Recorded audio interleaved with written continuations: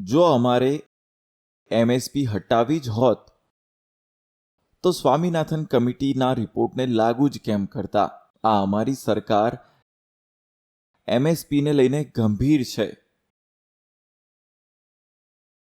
બોવાઇડથી પહેલા એમએસપીની ઘોષણા કરે છે. જો કાનૂન લાગુ થયા બાદ પણ એમએસપીની ઘોષણા થઈ, એમએસપી પર સરકારી ખરીદી કરી, ખુલ્લી મંડળીઓમાં જ કરી, તો શું કોઈ સમજદાર આ વાતનો સ્વીકાર કરશે કે એમએસપી બંધ થઈ જશે? અને એ માટે હું કહું છું કે આનાથી મોટું કોઈ જુઠ્ઠું નથી. આનાથી મોટું કોઈ ષડયંત્ર નથી. અને એ માટે દેશના પ્રત્યેક ખેડૂતને એ વિશ્વાસ હું અપાવું છું કે પહેલા જે રીતે એમએસપી આપવામાં આવતી હતી તે રીતે જ આપવામાં આવશે. એમએસપી ન બંધ થશે ન સમાપ્ત થશે. પાછળની સરકારના સમયમાં ઘઉં પર એમએસપી 1400 રૂપિયા પ્રતિ ક્વિન્ટલ હતી અને અમારી સરકાર પ્રતિ ક્વિન્ટલ ઘઉં પર 1975 રૂપિયા એમએસપી આપી રહી છે.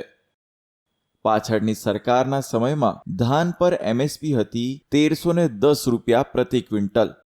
અમારી સરકાર પ્રતિ ક્વિન્ટલ ધાન પર ઓછામાં ઓછી 1875 રૂપિયા એમએસપી આપી રહી છે. પાછળની સરકારમાં જ્વાર પર એમએસપી હતી 1520 રૂપિયા પ્રતિ ક્વિન્ટલ. અમારી સરકાર જ્વાર પર 2640 રૂપિયા એમએસપી આપી રહી છે.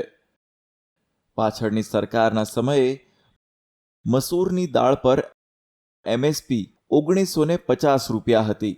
અમારી સરકાર પ્રતિ ક્વિન્ટલ 5100 રૂપિયા એમએસપી આપી રહી છે. પાછળની સરકારના સમયે ચણા પર એમએસપી હતી 3100 રૂપિયા. અમારી સરકાર ચણા પર પ્રતિ ક્વિન્ટલ 5100 રૂપિયા એમએસપી આપી રહી છે. પાછળની સરકારના સમયે તુવેર દાળ પર એમએસપી હતી 4300 રૂપિયા પ્રતિ ક્વિન્ટલ. અમારી સરકાર તુવેર દાળ પર પ્રતિ ક્વિન્ટલ 6000 રૂપિયા એમએસપી આપી રહી છે. પાછળની સરકારના સમયે મગની દાળ પર એમએસપી હતી 4500 રૂપિયા પ્રતિ ક્વિન્ટલ. અમારી સરકાર મગ દાળ પર લગભગ 7200 રૂપિયા એમએસપી આપી રહી છે. સાથીઓ, આ એ વાતની વાસ્તવિકતા છે કે અમારી સરકાર એમએસપી પર સમયે સમયે વધારવા માટે કેટલી પ્રાયોરિટી રાખે છે. એમએસપી વધારવાની સાથે સરકારનું જોર એ વાત પર પણ રહ્યું છે કે વધારેમાં વધારે અનાજની ખરીદદારી એમએસપી પર કરવામાં આવે. પાછળની સરકારે તેના 5 વર્ષમાં ખેડૂતો પાસેથી લગભગ 1700 લાખ મેટ્રિક ટન ધાન ખરીદ્યું હતું. આ આંકડા યાદ રાખજો.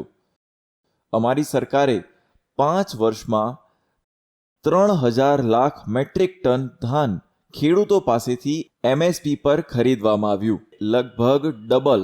પાછળની સરકારે તેમના 5 વર્ષમાં લગભગ 4.5 લાખ મેટ્રિક ટન તિલહન ખરીદ્યા હતા.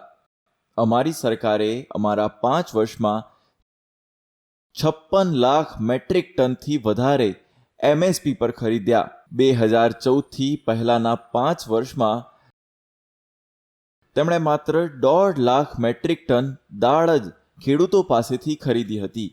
અમારી સરકારે ખેડૂતો પાસેથી પહેલાની તુલનામાં 112 લાખ મેટ્રિક ટન, હું બીજી વાર બોલું છું, 112 લાખ મેટ્રિક ટન દાળ એમએસપી પર ખરીદી. વિચારો, 1.5 લાખ તેમના જમાનામાં અને ત્યાંથી અમે સીધા લઈ ગયા 112 લાખ મેટ્રિક ટન. એ લોકોએ એમના 5 વર્ષમાં દાળ ઉગાડનાર ખેડૂતોને કેટલા રૂપિયા આપ્યા? 650 કરોડ રૂપિયા. અમારી સરકારે શું કર્યું? અમે લગભગ 50,000 કરોડ રૂપિયા દાળ ઉગાડનાર ખેડૂતોને આપ્યા.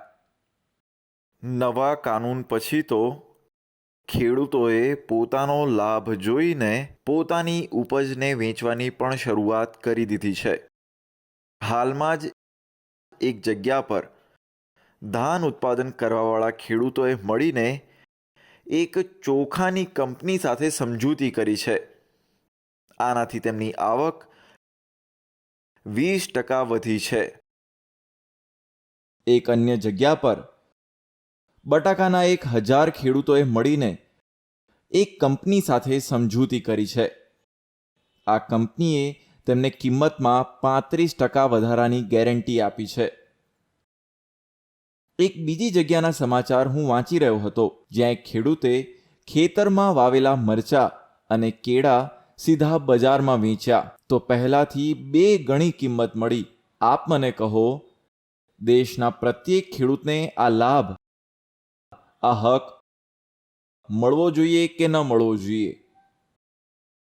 ખેડૂતોને ફક્ત મંડીઓથી બાંધીને વીતેલા દશકોમાં જે પાપ કરવામાં આવ્યું છે, તે આ કૃષિ સુધાર કાનૂન તેના પ્રાયશ્ચિત સ્વરૂપે છે. કૃષિ સુધારોથી લાગતું વધુ એક જુઠ્ઠાણું ફેલાવવામાં આવી રહ્યું છે. એપીએમસી એટલે કે આપણી મંડીઓને લઈને અમે કાયદામાં શું કર્યું છે? અમે કાયદામાં ખેડૂતોને આઝાદી આપી છે. મંડી સિવાય ખેડૂત ઈચ્છા હોવા છતાં પોતાનો પાક બીજે ક્યાંય વેચી શકતો નહોતો.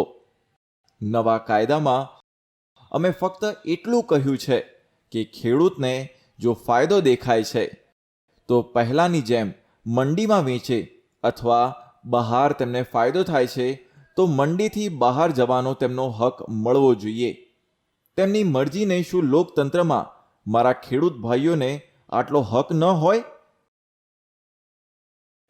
હવે જ્યાં ખેડૂતને લાભ મળશે ત્યાં પોતાની ઉપજ વેચશે. મંડી પણ ચાલુ છે. મંડીમાં જઈને પણ તે વેચી શકે છે. જે પહેલાં હતું તે પણ કરી શકે છે. ખેડૂત પોતાની મરજી પર કરશે.